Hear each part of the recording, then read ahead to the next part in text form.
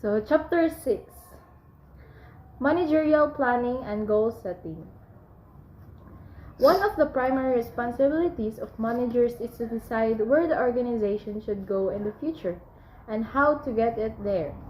In some organizations, typically small ones, planning is informal.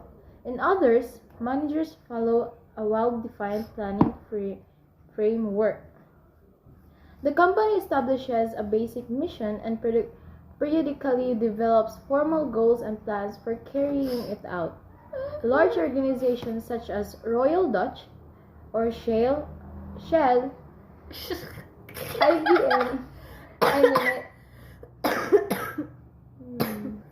and United Way undertake a comprehensive planning exercise each year, reviewing their missions, goals, and plans to meet environmental changes or the expectations of important stakeholders such as the community, owners, or customers. Of the four management functions, planning, organizing, leading, and controlling, described in Chapter 1, planning is considered the most fundamental. Everything else stems from planning, yet planning also is the most controversial management function. How do managers plan for the future in a constantly changing environment? The economic, political, and social turmoil of recent years has sparked a renewed interest in organizational planning, particularly planning for unexpected problems and events. Yet planning cannot read an uncertain future. Planning cannot tame a turbulent environment. A statement by General Colin Powell, former U.S. Secretary of State, does that mean it's useless, offers a warning for managers. No battle plan survives contact with the enemy. Does that mean it's useless to make plans? Of course not. No plan can be perfect. But without plans and goals, organizations and employees founder. However, good managers understand that plans should grow and change to meet new conditions. In this chapter, we explore the process of planning and consider how managers develop effective plans. Special attention is given to goal setting, for that is where planning starts. Then, we discuss the various types of plans that managers use to help the organization achieve those goals. We also take a look at planning approaches that help managers deal with uncertainty, such as contingency planning, scenario building, and crisis planning. Finally, we examine new approaches to planning that emphasize the involvement of employees and sometimes other stakeholders in strategic thinking and execution. Chapter 7 will look at strategic planning in depth and examine a number of strategic options managers can use in a competitive environment. In Chapter 8, we look at management decision making. Proper decision making techniques are crucial to selecting the organization's goals, plans, and strategic options. Overviewing of goals and plans. A goal is a desired future state that an organization attempts to realize. Goals are important because organizations exist for a purpose, and goals define and state that purpose. A plan is a blueprint for goal achievement and specifies the necessary resources allocations, schedules, tasks, and other actions. Goals specify future ends. Plans specify today's means. The concept of planning usually incorporates both ideas. It means determining the organization's goals and defining the means for achieving them. Levels of goals and plans. Exhibit 6.1 illustrates the levels of goals and plans in organizations. The planning process starts with a formal mission and defines the basic purpose of the organization, especially for external audiences. The mission is the basis for the strategic or company level of goals and plans, which in turn shapes the tactical, divisional level and operational departmental level. Top managers are typically responsible for establishing strategic goals and plans that reflect a commitment to both organizational efficiency and effectiveness. As described in Chapter 1, tactical goals and plans are the responsibility of middle managers, such as the heads of major divisions or functional units.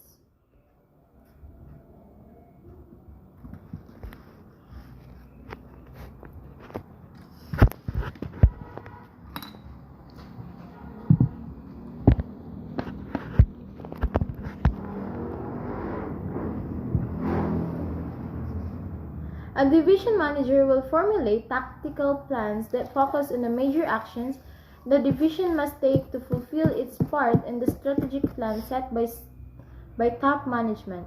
Operational plans identify the specific procedures or processes needed at lower levels of the organization,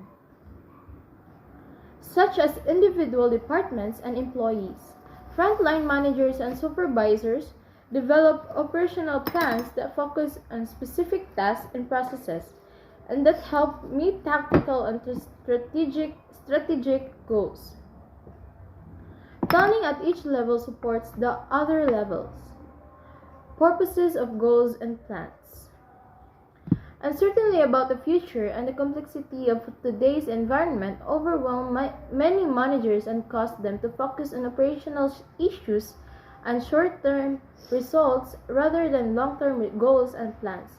However, planning generally positively affects a company performance. In addition to improving financial and operational performance, explicit goals and plans at each level illustrated in Exhibit 6.1 benefit organizations because they send important messages to both external and internal audiences.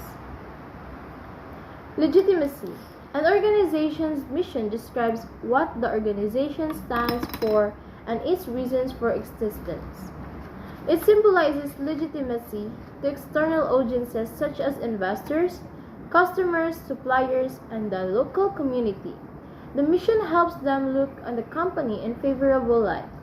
A strong mission also has an impact on employees, enabling them to become committed to organization because they identify with its overall purpose and reasons for existence.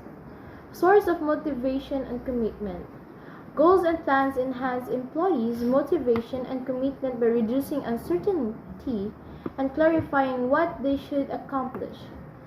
Lack of clear goal can hamper motivation because people don't understand what they're working toward.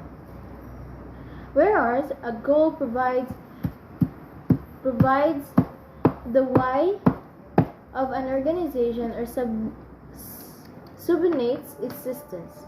A plan tells the how. A plan lets employees know what actions to undertake to achieve the goal. Resource allocation. Goals help managers decide where they need to allocate resources, such as employees, money, and equipment. For example, DuPont has a goal of generating 25% of revenues from renewable resources by 2010. This goal lets managers know they need to use resources to develop renewable and biodegradable materials, acquire businesses that produce products with renewable resources, and buy equipment that reduces waste, emissions, and energy usage. Guides to action. Goals and plans provide a sense of direction. They focus attention on specific targets and direct employee efforts towards important outcomes. To see how goal can guide action, consider Guitar Center, one of the fastest growing retailers in the United States. Managers give specific goals to sales teams at every Guitar Center store each morning, and employees do whatever they need to short of losing the company money to meet the targets, the fast-growing retailers' unwritten mantra of take the deal means that salespeople are trained to take any profitable deal, even at razor-thin margins, to meet daily sales target. Rationally for decisions. Through goal setting and planning, managers clarify what the organization is trying to accomplish. They can make decisions to ensure the internal policies, roles, performance, structures, products, and expenditures will be made in accordance with the desired outcomes. Decisions throughout the organization will be in alignment with the plan. Standard of performance. Because goals define desired outcomes for organization, they also serve as performance criteria. They provide a standard of assessment. If an organization wishes to grow by 15% and actual growth is 17%, managers will have exceeded their prescribed standard. The organizational planning process, the overall planning process, illustrated in Exhibit 6.2, prevents managers from thinking merely in terms of day-to-day activities.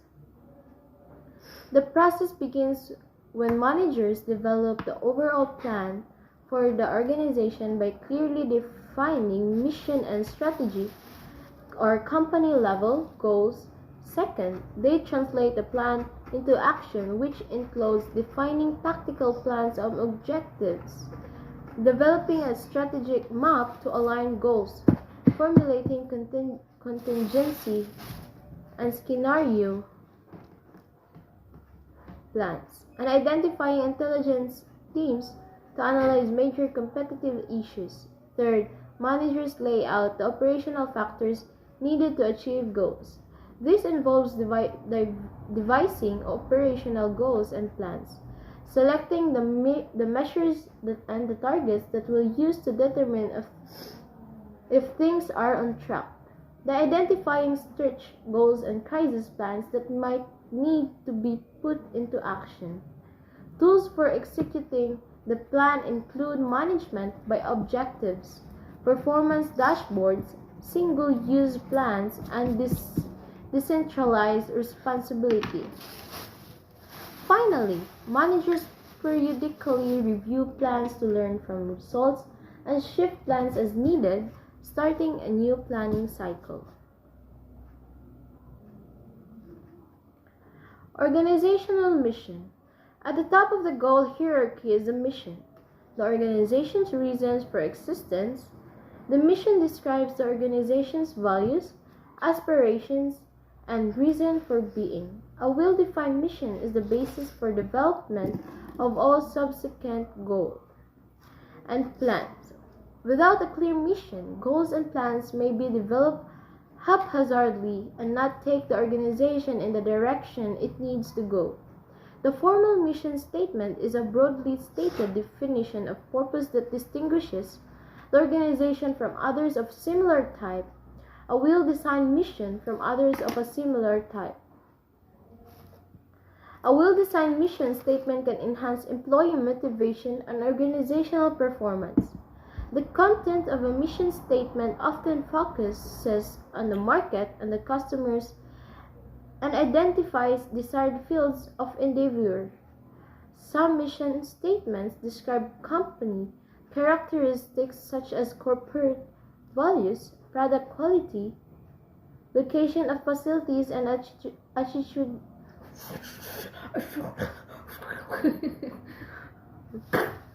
an attitude toward employees. Bugo ng mga basa ro ngayon. Sa mga tao.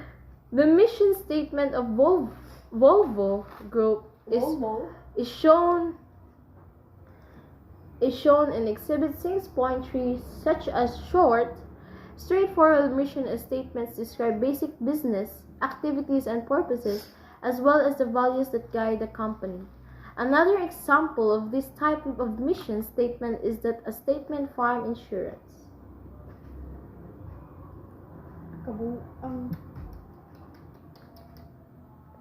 Goals and plans. Strategic goals, sometimes called official goals, are broad statements describing where the organization wants to be in the future.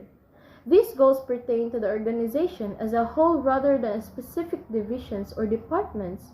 Strategic plans define the action steps by which the company intends to attain strategic goals. The strategic plan is the blueprint that defines the organizational activities and resources allocations in the form of cash, personnel, space, and activities and resources allocation facilities required for meeting these targets. Strategic planning tends to be long-term and may define organizational action steps from 2 to 5 years in the future. The purpose of strategic plan is to turn organizational goals into realities. Within the time period, consider the new strategic goal and plans at Borders, the number 2 book retailer in the United States. So the Borders CEO knows that achieving the goal won't be a slam dunk, but he sees it as the best way to keep Borders relevant in the book retailing industry. The new strategic goals and plans, he believes, will revive the company by enabling Borders to provide greater benefits to customers and partner with a variety of companies for innovative projects. After strategic goals are formulated, the next step is defining tactical goals, which are the results the major divisions and departments within the organization intend to achieve. These goals apply to middle management and describes what major subunits must do for the organization to achieve its overall goals. Tactical plans are designed to help execute the major strategic plans and to accomplish a specific part of the company's strategy. Tactical plans typically have a shorter time horizon than strategic plans over the next year or so. The word tactical originally comes from the military. In a business or non-profit organization, tactical plans define what major departments and organizational subunits will do to implement the organization's strategic plan. For example, the overall strategic plan of a large Flores might involve becoming the number 1 telephone and internet-based purveyor of flowers, which requires high-volume sales during peak seasons such as Valentine's Day and Mother's Day. Human resource managers will develop tactical plans to ensure that the company has dedicated order takers and customer service representatives it needs during these critical periods. Tactical plans might include cross-training employees so they can switch to different jobs as department needs change, allowing orders takers to transfer to job at headquarters during off-peak times to prevent burnout, and using regular orders takers to train and supervise temporary workers during peak seasons. These actions help top managers implement their overall strategic plan. Normally, it is the middle manager's job to take the broad strategic plan and identify specific tactical plans. The results expected from departments, from groups, and individuals are the operational goals. They are precise and measurable. Process 150 sales applications each week. Achieve 90% of deliveries on time. Reduce overtime by 10% next month and develop 2 new online courses in accounting. Are examples of operational goals. Managers at the Internal Revenue Service or IRS set an operational goal of providing accurate responses to 85% of taxpayer questions. So operational plans are developed at the lower levels of the organization to specify action steps toward achieving operational goals and to support tactical plans. The operational plan is the department manager's tool for daily and weekly operations. Goals are stated in quantitative terms, and the department plans describes how goals will be achieved. Operational planning specifies plans for department managers, supervisors, and individual employees. Schedules are an important component of operational planning. Schedules define precise time frames for the completion of each operational goal required for the organization's tactical and strategic goals. Operational planning also must be coordinated with a budget because resources must be allocated for desired activities. So, aligning goals with strategic maps.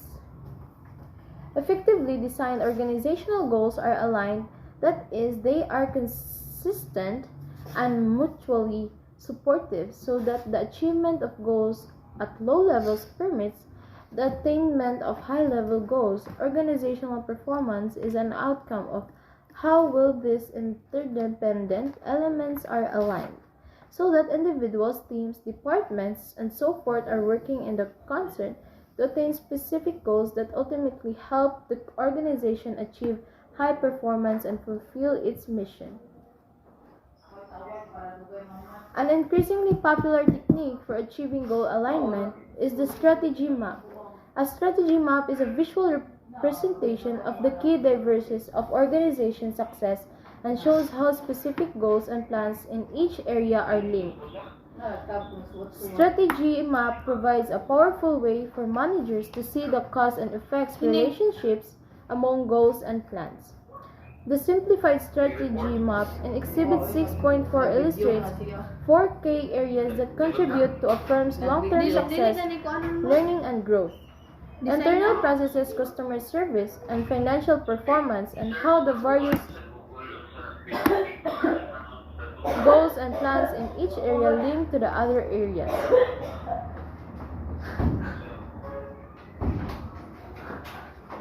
The idea is the learning and growth goals serve as the foundation to help achieve goals for excellent internal business processes. Meeting businesses' process goals in return enables the organization to meet goals for customer service and satisfaction, which helps the organization achieve its financial goals and optimize its value to all stakeholders. In the strategy map shown in Exhibit 6.4, the organization has learning and growth goals that include developing employees, enabling continuous learning and knowledge sharing, and building a culture of innovation. Achieving this will help the organization build the internal business process that promote good relationship with suppliers and partners, improve the quality and flexibility of operations, and excel at developing innovative products and services. Accomplishing internet process goals in return enables the organization to maintain strong relationships with customers, be a leader in quality and reliability, and provide innovation solutions to emerging customer needs. At the top of the strategic map, the accomplishment of these lower level goals helps the organization increase revenues in existing markets, increase productivity and efficiency, and grow through selling new products and services and serving new market segments. In a real-life organization, the strategy map would typically be more complex and would stay concrete. Specific goals relevant to the particular business. However, the generic map in Exhibit 6.4 gives an idea of how managers can map goals and plans so that they are mutually supportive. The strategy map is also a good way to communicate goals, because everyone in the organization can see what part they play in helping the organization accomplish each mission. Operational planning. Managers use operational goals to direct employees and resources toward achieving specific outcomes that enable the organization to perform efficiently and effectively. One consideration is how to establish effective goals. The managers use a number of planning approaches, including a management by objectives, single-use plans, and a standings plan. Criteria for effective goals. Research has identified certain factors listed in CEBET 6.5 that characterize effective goals. First and foremost, goals need to be specific and measurable. When possible, operational goals should be expressed in quantitative terms, such as increasing profits by 2%, having zero incomplete sales order forms, or increasing average teacher effectiveness rating from 3.5 to 3.7. Not all goals can be expressed in numerical terms, but vague goals have little motivating power for employees. By necessity, goals are qualitative as well as quantitative. The important point is that the goals be precisely defined and allow for measurable progress. Effective goals also have a defined period that specify the date on which goal attainment will be measured. School administrators might set a deadline for improving the teachers' effectiveness ratings, for instance, at the end of 2009 school term. When a goal involves a 3 years time horizon, setting specific dates for achieving parts of it is a good way to keep people on track toward the goal. Goals should over key result areas. Goals cannot be set for various aspects of employees' behavior or organizational performance. If they were, their sheer number would render them meaningless. Instead, managers establish goals based on the idea of choice and clarity. A few carefully chosen, clear, and direct goals can more powerfully focus organizational attention, energy, and resources. Managers should set goals that are challenging but realistic. When goals are unrealistic, they set employees up for failure and lead to this decrease in employee morale.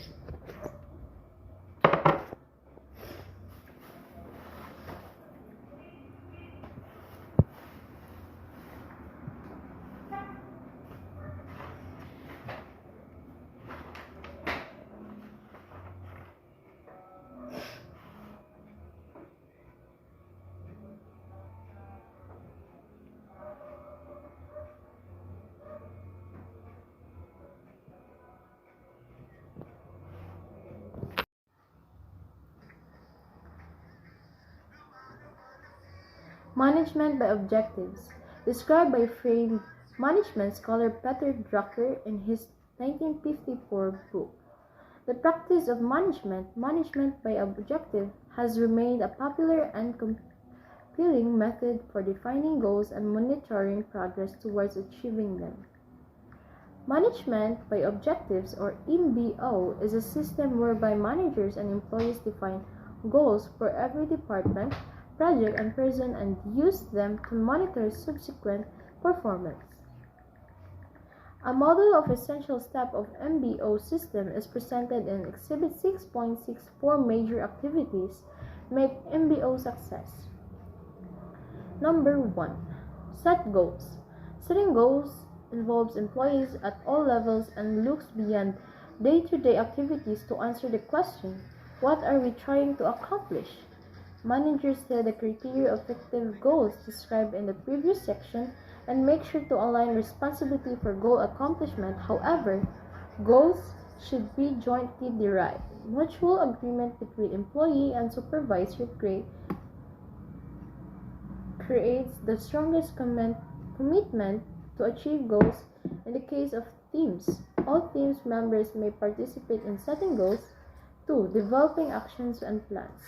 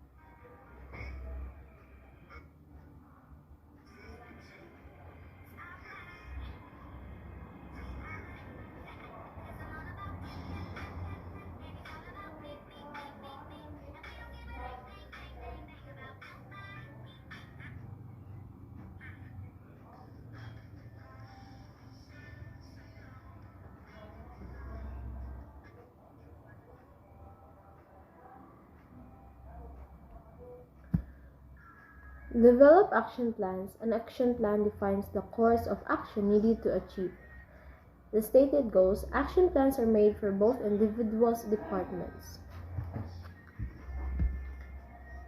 Review progress. A periodic progress review is important to ensure that action plans are working, this review can occur informally between managers and subordinates. Organization may wish to conduct 3 to 6 or 9-month review during the year. This periodic check-up allows managers and employees reviews during the year. The periodic check-up allows managers and employees to see whether they are on target or whether corrective action is needed.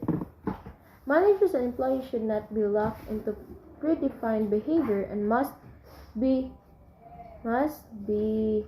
willing to take whatever steps are necessary to produce meaningful results. The point of MBO is to achieve goals. The action plan can be changed whenever goals are not being met. Appraise overall performance. The final step in MBO is to carefully evaluate whether annual goals have been achieved for both individuals and departments. Success or failure to achieve goals can become part of our performance appraisal system and the designation of salary increases and other rewards. The appraisal of department and overall corporate performance shapes goals for the next year. The MBO cycle repeats itself on an annual basis. The specific application of MBO must fit the needs of each company. For example, Siemens used MBO to improve its overall financial performance. Many companies, including Intel, Tenneco, Black & Decker, and DuPont, have adopted MBO, and most managers think MBO is an effective management tool. Managers believe they are better oriented toward goal achievement when MBO is used. In recent years, the USA Congress required that federal agencies use a type of MBO system to focus government employees on achieving specific outcomes. Like any system, MBO achieves benefits when used properly, but results in problems when used improperly. Benefits and problems are summarized in Exhibit 6.7. The benefits of MBO process can be many. Corporate goals are more likely to be achieved when they focus manager and employee efforts. Using performance measurement systems such as MBO helps employees see how their jobs and performance contribute to the business, giving them a sense of ownership and commitment. Performance is improved when employees are committed to attaining the goal, are motivated because they help decide what is expected, and are free to be resourceful. Goals at lower levels are aligned with the enable attainment of goals at top management levels. Problems with MBO occur when the company faces rapid change. The environment and internal activities must have some stability for performance to be measured and compared against goals. Setting new goals every few months allows no time for action plans and appraisal to take effect. Also, a poor employee relations reduce effectiveness because of an element of distrust that may be present between managers and workers. Sometimes goal displacement occurs if employees focusing exclusively on their operational goal to the detriment of other teams or departments. Overemphasis on operational goals can harm the attainment of overall goals.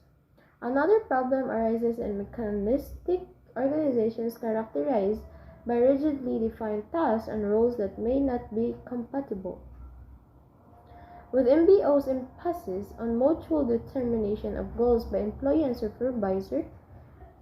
In addition, when participation is discouraged, employees will lack the training and values to jointly set goals with employees. Finally, if MBO becomes a process of filling out annual paperwork rather than energizing employees to achieve goals, it becomes an empty exercise. Once the paperwork is completed, employees forget about the goals, perhaps even resenting the paperwork in the first place. Single-use and standing plans. Single-use plans are developed to achieve a set of goals that are not likely to be repeated in the future. Standing plans are ongoing plans that provide guidance for tasks or situations that occur repeatedly when the organization. Exhibit 6.8 outlines the major types of single-use and standing plans. Single-use plans typically include both programs and projects. The primary standing plans are organizational policies, roles, and procedures. Standing plans generally pertain such as matters are employee, illness, absences, smoking, discipline, hiring, and dismissal. Many companies are discovering a need to develop standing plans regarding the use of email, as discussed in the Manager's Shop Talk. Regulating email in the workplace. Top executives around the globe are discovering that casual email messages can come back to haunt them in court. The American Management Association, or MAA, surveyed 1,100 companies that found that 14% of them had been ordered to disclose email messages. 8 brokerage firms were fined $8 million for not keeping and producing email in accordance with SEC guidelines. Some companies have had to pay millions to settle sexual harassment lawsuits arising from inappropriate email. As with any powerful tool, email has the potential to be hazardous, backfiring not only on the employee but on the organization as well. One study found that potentially dangerous or non-productive messages account for fully 31% of all company email. Experts say formal written policies is the best way for companies to protect themselves, and they offer some tips for managers on developing effective policies governing the use of email. Make clear that all email and its contents are the property of the company. Many experts recommend warning employees that the company reserves the right to read any message transmitted over the system. Employees need to understand the company can access employees' email anytime without advance notice or consent, says lawyer Pam Reeves. This rule helps to discourage frivolous emails or those might be considered crude and offensive.